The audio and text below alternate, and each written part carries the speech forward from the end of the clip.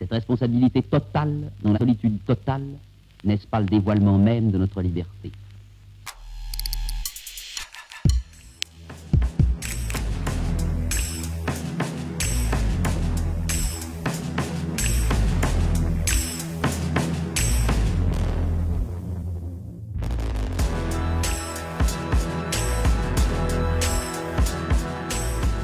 Jamais nous n'avons été plus libres que sous l'occupation allemande.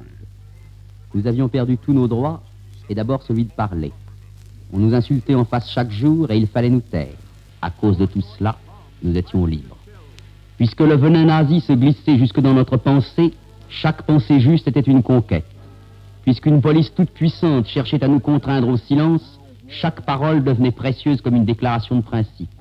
Puisque nous étions traqués, chacun de nos gestes avait le poids d'un engagement. Les circonstances souvent atroces de notre combat nous mettaient enfin à même de vivre sans phare, sans voile, cette situation déchirée et insoutenable qu'on appelle la condition humaine.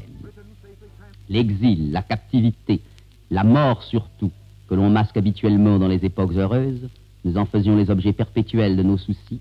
Nous apprenions que ce ne sont pas des accidents évitables, ni même des menaces constantes et extérieures, mais qu'il faut y voir notre lot, notre destin, la source profonde de notre réalité d'homme. À chaque seconde, nous vivions dans sa plénitude le sens de cette petite phrase banale, l'homme est mortel. Et le choix que chacun faisait de sa vie et de lui-même était authentique, puisqu'il se faisait en présence de la mort. Ainsi, la question même de la liberté était posée, et nous étions au bord de la connaissance la plus profonde que l'homme peut avoir de lui-même. Car le secret d'un homme, ce n'est pas son complexe d'édipe ou d'infériorité, c'est la limite même de sa liberté. C'est son pouvoir de résistance au supplice et à la mort. À ceux qui eurent une activité clandestine, les conditions de leur lutte apportaient une expérience nouvelle.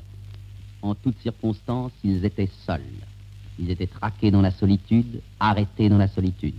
Pourtant, au plus profond de cette solitude, c'étaient les autres, tous les camarades de résistance qu'ils défendaient. Un mot suffisait pour provoquer 10 sans arrestation. Cette responsabilité totale, dans la solitude totale, n'est-ce pas le dévoilement même de notre liberté? Ce dénuement, cette solitude, ce risque énorme étaient les mêmes pour tous, pour les chefs et pour les hommes. Et c'est pourquoi la résistance fut une démocratie véritable. Ainsi, dans l'ombre et dans le sang, une république s'est constituée, la plus forte des républiques. Chacun de ses citoyens savait qu'il se devait à tous et qu'il ne pouvait compter que sur lui seul. Et en se choisissant lui-même dans sa liberté, il choisissait la liberté de tous. Et nous voilà à présent au bord d'une nouvelle république. Mais ne peut-on souhaiter que cette république de grand jour, qui va venir, conserve au soleil les austères vertus de la république du silence et de la nuit?